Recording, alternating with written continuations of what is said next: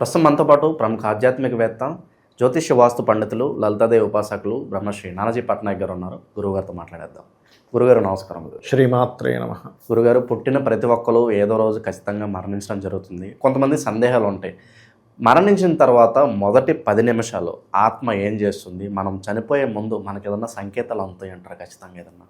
తప్పకుండా అండి.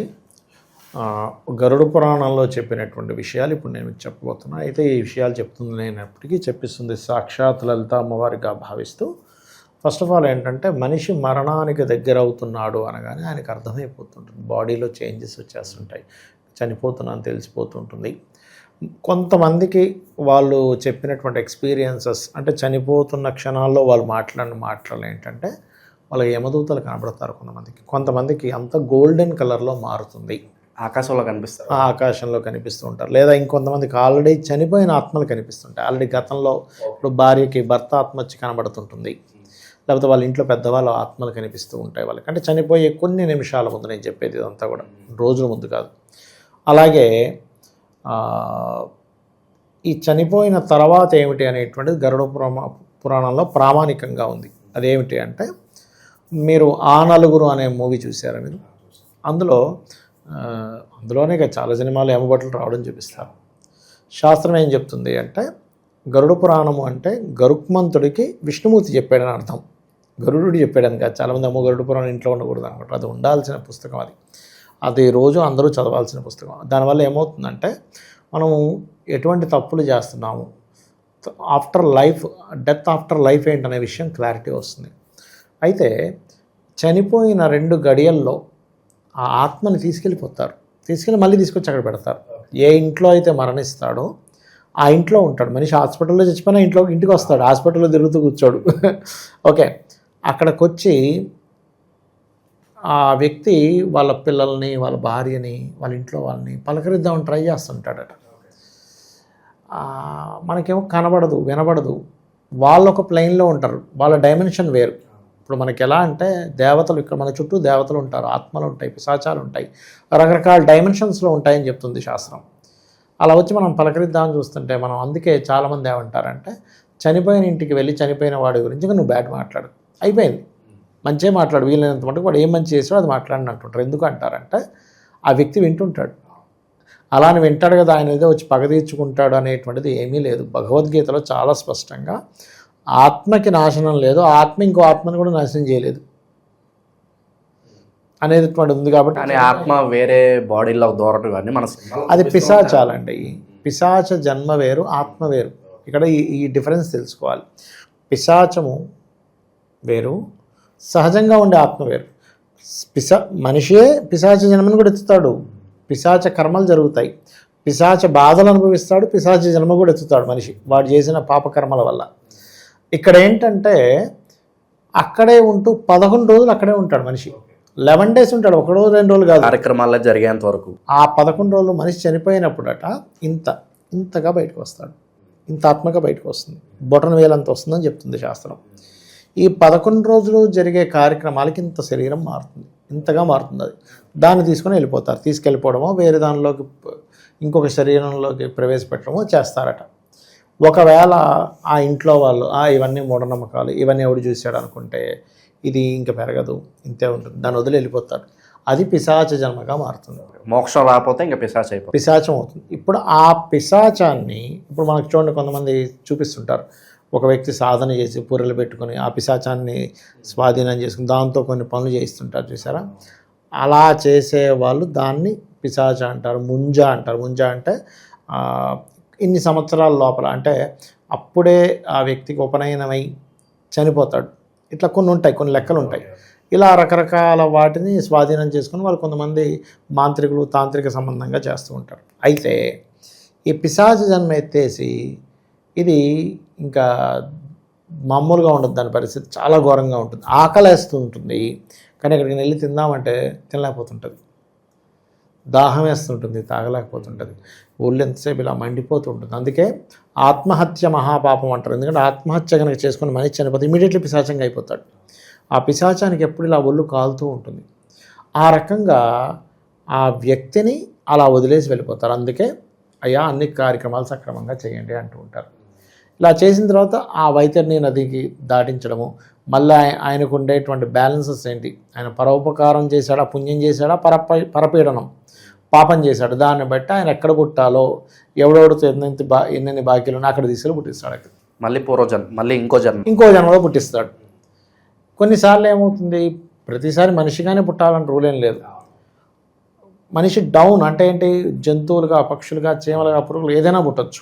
Time span ఏమైనా ఉంటుందా, మళ్ళీ ఇంత కాలం తర్వాత మళ్ళీ ఇంకొక జన్మ అట్లా ఏమైనా ఉంటుందా, గ్యాప్ ఏమైనా? ఉంటుందండి. అంటే మనం చేసుకున్న కర్మలను బట్టి, ఇప్పుడు నెక్స్ట్ జన్మ అనేది ఈ జన్మల్లో చేసుకున్న కర్మలను బట్టి నెక్స్ట్ జన్మ ఉంటుంది. ఇప్పుడు ఎలా అంటే, ఇప్పుడు చూడండి, ఒక వ్యక్తి ఫస్ట్ క్లాస్ నుంచి 10th క్లాస్ వరకు అవ్వాలంటే ఫస్ట్ క్లాస్లో వచ్చిన మార్క్స్ బట్టి సెకండ్ క్లాస్లోకి వెళ్తాడు. ఇంకా అస్సలు సరిగ్గా రాలేదు, ఎందుకంటే వీడిని ఫస్ట్ క్లాస్లో ఎందుకు తీసుకెళ్ళి ఎల్కేజీలో వేయండి అంటారు. అవునా కదా? అలాగే మన కర్మల్ని బట్టి మనం మారుతూ ఉంటుంది. అలాగే ఇందులో మనుష్య జన్మలు ఎత్తినటువంటి వ్యక్తులు దేవతలుగా మారిన వాళ్ళు ఉన్నారు, యక్షులుగా మారిన వాళ్ళు ఉన్నారు, గంధర్వులుగా మారిన వాళ్ళు ఉన్నారు. సూర్యభగవానుడు కూడా ఒకప్పుడు మనిషే, ఎంతో తపశ్శక్తితో సూర్యుడిగా మారాడంటారు. ఇప్పుడు మీరు ఎందుకు మన పురాణాల్లో వాళ్ళు చేసినటువంటి తపస్సుకి మెచ్చి కొన్ని లోకాలని, అంటే కొన్ని అంతరిక్ష లోకాలను ఇవ్వడం కూడా జరిగింది కదా. కాబట్టి ఏంటంటే ఇవన్నీ కూడా మనకి శాస్త్రాలు ఇవన్నీ ఎందుకు చాలా స్పష్టంగా ఆ యొక్క విష్ణుమూర్తి చెప్పాడంటే, నాయనా నువ్వు మంచి కర్మలు చెయ్యి అంటే ఏమీ లేదు, పక్కవాడిని నువ్వు మనసులో కానీ ఇంకో రకం కానీ ఇబ్బంది పెట్టకు, నీకు తోస్తే మంచి చెయ్యి, లేకపోతే వదిలేసి నీ పని నువ్వు చేసుకో. అంతేగాని పక్కవాడి గురించి గాసిప్స్ చెప్పడం, పక్కవాడి గురించి గెలుపుకోవడం, పక్కవాడు అలా ఆట ఇలా ఆట అని మాట్లాడుకోవడం, ఇవన్నీ కూడా. ఇంకోటి ఏంటంటే, గాసిప్ చెప్పడం అంత దారిద్రం ఇంకోటి లేదు. పక్కవాడి గురించి వాడు అలా ఆటండి, వీడు ఇలా ఆటండి అని చెప్తే అది పెద్ద దరిద్రం అని చెప్పింది శాస్త్రం. ఎందుకంటే ఒక వ్యక్తికి ఇంకో వ్యక్తి చెప్పడం కమ్యూనికేషన్. దీన్ని జ్యోతిష్ శాస్త్రంలో 3వ స్థానం అంటారు. 3వ స్థానంలో ఏముంటాయంటే ధైర్యము, సాహసము, దారిద్రము ఉంటాయి. అన్నదమ్ములు ఉంటుంది, పట్టుదల ఉంటుంది, ప్రయత్నం ఉంటుంది. ఎప్పుడైతే మనం నెగటివ్గా ఆ కమ్యూనికేషన్ చేస్తామో అది దారిద్రంగా మారుతుందట. అందుకని దీనికి ఒక చిన్న ఇది కూడా ఉంది. ఏంటంటే ఒక చిన్న వృత్తాంతం చెప్తా మీకు, సరదాగా వచ్చింది కాబట్టి.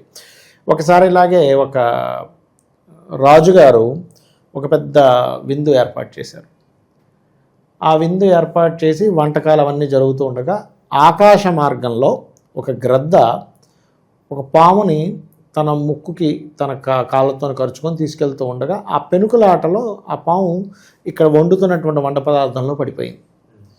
పాపం వండేవాళ్ళు చూడలేదు, అందరికీ వడ్డించేశారు. అందులో చాలామంది ఆ పాము పడినటువంటి ఆహారం తినడం వల్ల అస్తవ్యస్తకు గురైపోయారు. వెంటనే ఇంకా ఇప్పుడు ఏదైనా ఒకటి జరిగింగానే మనుషులందరూ మాట్లాడుకోవడం మొదలు పెడతారు కదా, చిచ్చి రాజుకి పని పాట లేదా, ఒక టెంట్ వేయాల్సింది, దాని కింద ఉండాల్సింది, ఆ పాము అందులో పడేది కాదు, వీళ్ళకి ఇంత ఇబ్బంది అయ్యేది కాదని. లేదు ఈ రాణి కోరిందట, రాణి కోరడం వల్ల రాజు ఇది ఏర్పాటు చేసి, రాణికి అసలు బుద్ధి లేదని కొంతమంది, ఇంకొంతమంది సరే వాళ్ళిద్దరూ వడ్డించి చేస్తున్నారు, వండేవాడు చూసుకోవాలి కదా, వండేవాడిది తప్పని కొంతమంది, వడ్డించేవాడిది తప్పని కొంతమంది, పాము తప్పని కొంతమంది, గ్రద్ద తప్పని కొంతమంది మాట్లాడుకుంటున్నారు. ఈ కేసు యమధర్మరాజు దగ్గరికి వెళ్ళింది. యమధర్మరాజు గారిని అడిగారు, స్వామి ఏమిటిది, ఇప్పుడు ఎవరికి వేయాలి ఈ శిక్ష అంటే, వీళ్ళెవ్వరికి వేయకండి, మాట్లాడుకుంటున్నారు చూసారా వాళ్ళకి ఏంటి శిక్ష కాబట్టి మనకు తెలియని దాని గురించి, మనం చూడని దాని గురించి గాసిప్ అనేటువంటిది పెద్ద శిక్షకి గురవుతుంది. కాబట్టి చేయకూడదు. అయితే మనకి గరుడ పురాణం అనేటువంటిది ఏదైతే ఉందో, ఇప్పుడు మన జన్మల గురించి మాట్లాడుకుంటున్నాం కాబట్టి మనిషి యొక్క జీవితంలో యుక్త వయసులో ఉన్నప్పుడే చదవాలి. చిన్నపిల్లలకి చెప్పాలి గరుడ పురాణం గురించి. అప్పుడు ఏమవుతుందంటే వాడు ధర్మ మార్గంలో నడుస్తాడు. ఒక వ్యక్తి ధర్మ మార్గంలో నడిస్తే ఆ ఇల్లు బాగుంటుంది. అలా ప్రతి ఇల్లు ఉంటే దేశం బాగుంటుంది. ధర్మమే మనల్ని ముఖ్యంగా రక్షిస్తుంది. ఇప్పుడు ధర్మం లేదు, ఇప్పుడు వాడికి న్యాయంగా ధర్మంగా ఉండాలనే ఉంది, ఎలాంటి అధర్మమైనా చేస్తాను. నేను శాస్త్రాలు ఏవి కూడా నేను ధనం సంపాదించొద్దని చెప్పలే, సంసారం చేయొద్దని చెప్పలే, వ్యాపారం చేయొద్దని చెప్పలే, కానీ ధర్మబద్ధంగా చేయని చెప్పాను. ధర్మమే నీ వెనకాతలు వస్తుంది, నువ్వు చేసిన పుణ్యమే నీతో వస్తుంది.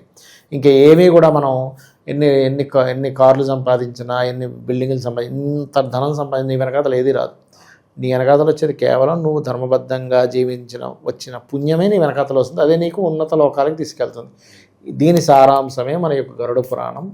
అందుకే ఈ జన్మలు మనమే కాదు, ప్రతి దాంట్లోనే వీళ్ళు యాక్సెప్ట్ చేస్తారు తెలుసు జన్మల్ని, మనిషి మళ్ళీ పుడతాడని.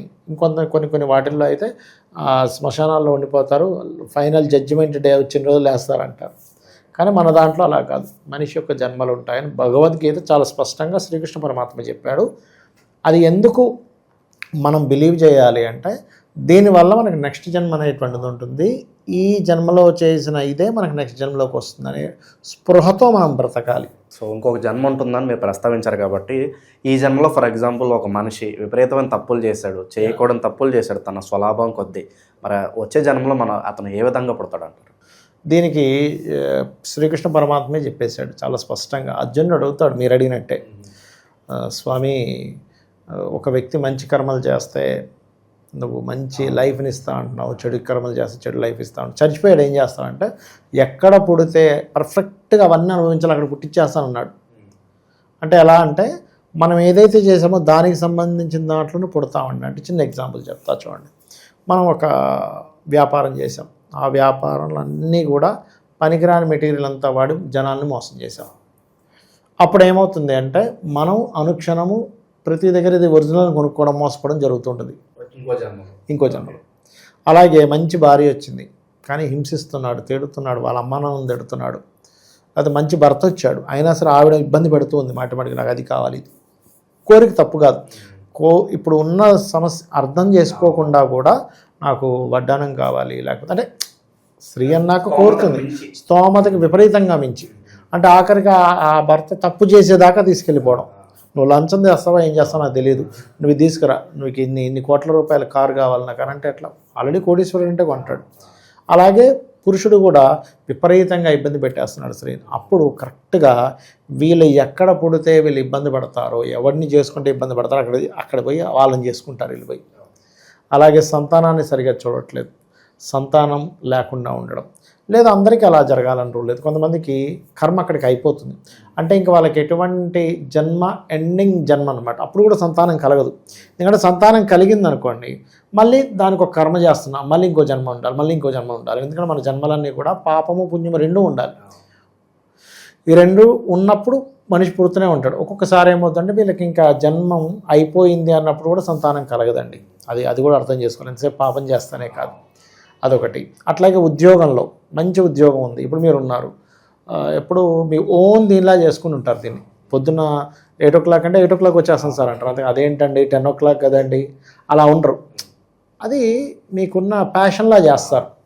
అలాగ చేసినప్పుడు వేరు, కానీ ఎప్పుడు మానేద్దామా, లేకపోతే ఎప్పుడు బాస్ చూడకపోతే మనం సిస్టంలో ఏదో వేరే పనులు చేసుకుందామా అన్న వ్యక్తికి నెక్స్ట్ జన్మల్లో అలాంటి ఎంప్లాయీస్ ఈ వ్యక్తికి దొరకడం కానీ, లేకపోతే ఉద్యోగం కోసం ఇబ్బంది పడడం కానీ జరుగుతుంటుంది. అంటే మనం ఏది చేస్తే ఆ యాజ్ ఇట్ ఈజ్ కర్మ నెక్స్ట్ జన్మలో మనం అనుభవిస్తుంటాం. ఒకరిని గుచ్చాం కాల్లో, వాడికి అదే దానికంటే ఎక్కువ రేట్లు వీడు అనుభవిస్తుంటాడు హెల్త్ రిలేటెడ్ ఇష్యూస్లో, అట్లా అనమాట అది. సో ఓవరాల్గా మనిషి చనిపోయిన తర్వాత ఎటువంటి ప్రక్రియలు జరుగుతాయి, పూర్వజన్మల గురించి కావచ్చు, వచ్చే జన్మలో ఏ విధంగా మనం జన్మిస్తాం అన్నది అద్భుతమైన ప్రస్తావన తీసుకొచ్చారు. ధన్యవాదాలు. శ్రీమాత్రే నమః.